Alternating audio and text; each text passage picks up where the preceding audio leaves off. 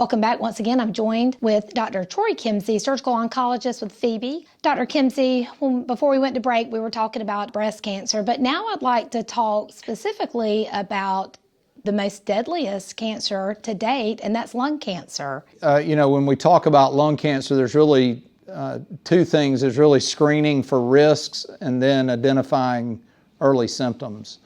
And so when we think about, some of the early symptoms of lung cancer, it can be shortness of breath or a cough that really doesn't clear, sometimes chest pain or chest discomfort. And so I think it's critical for patients to know not to ignore those signs and symptoms.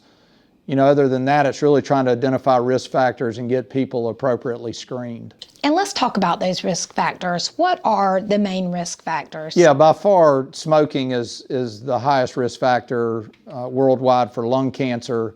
But when we, think of any kind of environmental exposures, there's different, like radon gas increases your risk, and that's something that can be found in homes or in soil.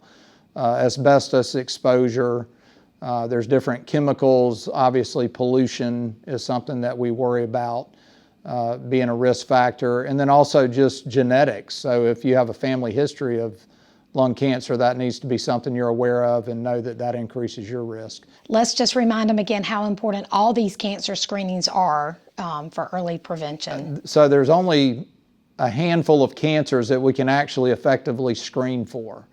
And so when you think of lung cancer, breast cancer, colon cancer, prostate cancer, and cervical cancer. So those are ones that we're able to screen for and detect early and really impact how patients do long term. So there's criteria for those different screenings. Again, I usually recommend being plugged into your primary care physician who can guide, what screenings you're eligible for and making sure you stay up to date on those because that's really kind of how we have our best outcomes is for patients to know their risks, be screened, and for these cancers to be detected early. Well, that's some great information, and I always appreciate you joining us. Thank you. I want to thank all my guests for being here today and all the great information they've shared with us. Remember, early detection is key. We'll see you next time here on Healthcare Today.